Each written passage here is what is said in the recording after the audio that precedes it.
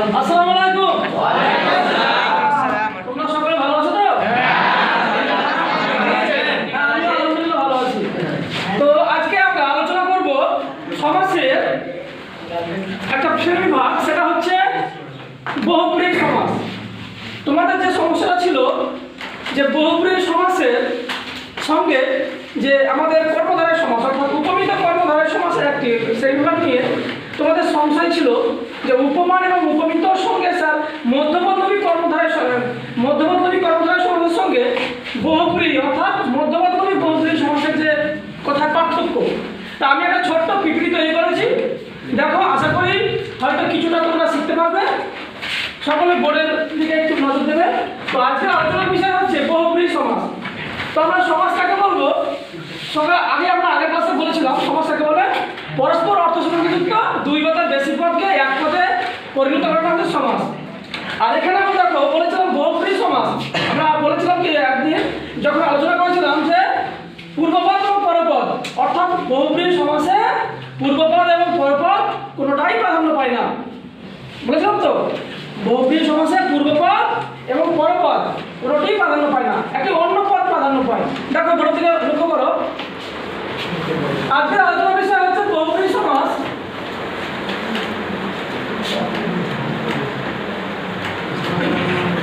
বহুব্রীহি সমাস কাকে বলবো? যে সমাসে সমসমান পদগুলি কোনোটিরই অর্থ প্রধানভাবে না বুঝিয়ে অন্য পদের অর্থ প্রধানভাবে বোঝায় তাকে বহুব্রীহি বলে, তাকে বহুব্রীহি সমাস বলা হয়। ঠিক আছে, যেমন একটা উদাহরণ বুঝতে পারবে। দেখো, পিঠ অঙ্গর যা, পিঠ অঙ্গর যা সমান পীতাম্বর।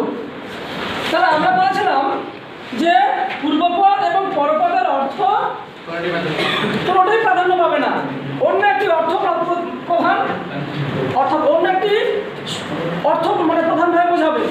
যেমন দেখো, পিঠ অঙ্গর জাহাজ, পিঠ অঙ্গর আমরা অঙ্গর মানে কি বুঝি? আকাশ। পিঠ একটা রং বুঝি, তাই তো, পিঠ কালার বুঝি। পিঠ এবং অঙ্গর এটা কোনোটারই অর্থ বোঝাচ্ছে না। কি অর্থ বোঝাচ্ছে? পীতাম্বর। আমরা পীতাম্বর মানে কি বুঝবো? পীতাম্বর মানে কাকে বলবো? শ্রীকৃষ্ণকে বলছি। তাহলে দেখো আরেকবার বলছি, শোনো, পিঠ অঙ্গর যা সমান পীতাম্বর। তাহলে আমাদের পূর্বপদ এবং পরপদ কোনোটাই অর্থ প্রধানভাবে না বুঝিয়ে অন্য একটি অর্থ বোঝাচ্ছে। কি অর্থ বোঝাচ্ছে না? পীতাম্বর মানে হচ্ছে আমাদের ভগবান শ্রীকৃষ্ণকে বোঝাচ্ছে। আমরা শ্রেণীবিভাগ দেখো বহুব্রীহি সমাসকে কয় ভাগে ভাগ করেছি? সমার্থীকরণ, ব্যাধিকরণ, নমর্থক বহুব্রীহি, মধ্যবর্তী বহুব্রীহি, ব্যত্যয় বহুব্রীহি, সমার্থক বহুব্রীহি। আমরা পরের ক্লাসে আমরা আরো যে বেশ কয়েকটা আছে ব্যত্যয় বহুব্রীহি, সমার্থক বহুব্রীহি, নমর্থক বহুব্রীহি, এটা আরো যখন পিপিটি তৈরি করব ওটা আলোচনা করব। আজকে আমি যেটা নিয়ে আলোচনা মানে পিপিটি তৈরি করেছি সেটা হচ্ছে সমার্থীকরণ, ব্যাধিকরণ এবং মধ্যবর্তী। তোমাদের যেটা বেশি সংশয় ছিল মধ্যবর্তী। দেখো এক এক করে আমি আলোচনা করছি। সমার্থীকরণ নামটা কিন্তু খেয়াল করতে হবে, সমান সমান পূর্বপদ এবং পরপদ, এটা তো আমরা জানি সমাস নির্ণয়ের ক্ষেত্রে। দেখো, সমার্থীকরণ বহুব্রীহির ক্ষেত্রে পূর্বপদটা অবশ্যই বিশেষণ হবে এবং পরপদটা অবশ্যই বিশেষ্য হতে হবে, এবং বিশেষণটা হবে শূন্য বিভক্তি, আর পরপদের যে বিশেষ্য সেটা হবে শূন্য বিভক্তি। কেননা সমান। এবার যা ভালো শুনবে কথাটা, যে পূর্বপদেরও শূন্য বিভক্তি, পরপদেরও শূন্য বিভক্তি, দুটোই কিন্তু সমান, দুটোই কিন্তু সমান। দেখো, এটাও শূন্য এটাও শূন্য, সেই জন্য এর নাম হচ্ছে সমানাধিকরণ। বোঝা যাচ্ছে?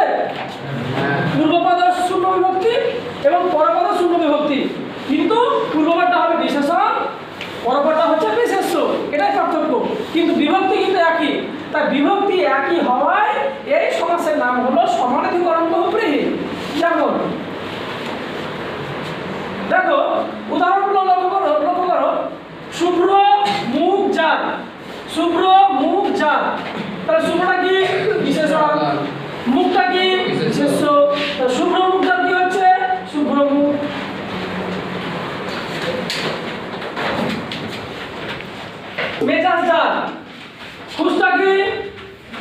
বিশেষণ। মেজাজটা কি? বিশেষ্য। তা খুশ মেজাজজাত সমান খুশ মেজাজ। অপরূপজাত, অপরটা কি? বিশেষণ, রূপটা কি? বিশেষ্য। তাহলে অপরূপজাত হচ্ছে অপরূপ। সেরকম কু আকার জাত, পদাকার। বোঝা যাচ্ছে? তাহলে পূর্বপদটা কি বলেছিলাম? বিশেষণ, পরপদটা বলেছিলাম কি? বিশেষ্য। এটাই শূন্য এবং দুটোই দেখো শূন্য বিভক্তি। শুভ্র, অ, মুখ, খ, দুটোই কিন্তু শূন্য বিভক্তি। পূর্বপদ এবং পরপদ দুটোই শূন্য বিভক্তি, তাই এর নাম হচ্ছে সমানাধিকরণ। তাহলে আমাদের গঠনটা কি দাঁড়ালো? না বিশেষণ প্লাস বিশেষ্য, এবং পূর্বপদ শূন্য বিভক্তি, পরপদ শূন্য বিভক্তি, তাই এর নাম দুটোই মানে পূর্বপদ এবং পরপদ দুটোই শূন্য বিভক্তি হয়, এর নাম সমানাধিকরণ বহুব্রীহি। পরের অংশ দেখো, এবার হচ্ছে ব্যাধিকরণ। ব্যাধিকরণটা দেখো, পূর্বপদটা কি? বিশেষ্য, পরপদটা হচ্ছে বিশেষ্য। পূর্বপদটা হচ্ছে বিশেষ্য, পরপদটাও বিশেষ্য, দুটোই কিন্তু বিশেষ্য। কোথায় কোথায় পরিবর্তন হচ্ছে? না এটা হচ্ছে শূন্য বিভক্তি, আর পরপদটা হবে অধিকরণে এ বা তে বিভক্তি। যেমন উদাহরণ থেকে বুঝতে পারবে, দেখো বিনা পানিতে যাওয়া। বিনাটা কি? বিশেষ্য। বিনাটা কি? বিশেষ্য। দেখো বিনা আ বিভক্তি আছে মানে শূন্য বিভক্তি। পানিতে, পানিতে কি আছে? তে বিভক্তি, তে বিভক্তি আছে, তাই তো? তাহলে বিনা পানিতে যা সমান কি? বিনা পানি। আমরা বিনা পানি মানে কার নাম বুঝি? দেবী সরস্বতীকে বুঝি, দেবী সরস্বতীর নাম বলছি। তাহলে আমরা কি বলেছিলাম সংজ্ঞায়? যে পূর্বপদ এবং পরপদের অর্থ প্রধানভাবে না বুঝিয়ে অন্য একটি অর্থ প্রকাশ করবে, সেটি হচ্ছে আমাদের বহুব্রীহি সমাস। দেখো এখানে কিন্তু বিনা পানিতে যা, বিনা মানে কি? বাদ্যযন্ত্র, তাই তো? আর পানিতে মানে হ্যাঁ। তাহলে দেখো বিনা পানিতে যা মানে হচ্ছে বিনা পানি। তাহলে বিনা পানি মানে আমরা শুধু সরস্বতীকেই বুঝবো, তাই তো? পরের অংশ দেখো, পরের উদাহরণ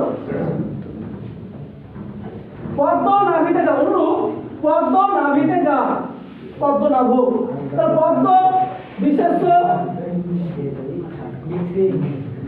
নাভিতে যা, পদ্ম নাভ। তাহলে দেখো এখানে কি হয়? এখানে লক্ষ্য করো, পদ্মটা কি? পদ্মটা হচ্ছে বিশেষ্য, পদ্ম শূন্য বিভক্তি, নাভিতে বিশেষ্য কিন্তু তে বিভক্তি। শুধু পার্থক্য কি হচ্ছে? শূন্য বিভক্তি, এটা হচ্ছে তে বিভক্তি। আমরা আগেরটা কি বলেছিলাম? না আগেরটা প্রথমটা ছিল পূর্বপদ ছিল কি? বিশেষণ, আর পরপদটা ছিল বিশেষ্য, এবং দুটোই ছিল শূন্য বিভক্তি। কিন্তু এখানে কি? এখানে হচ্ছে পূর্বপদ হচ্ছে বিশেষ্য, পরপদ বিশেষ্য, শুধু পার্থক্য হচ্ছে শূন্য বিভক্তি এবং অধিকরণে এ বা তে বিভক্তি। তাহলে পদ্মনাভ কি? পদ্মনাভ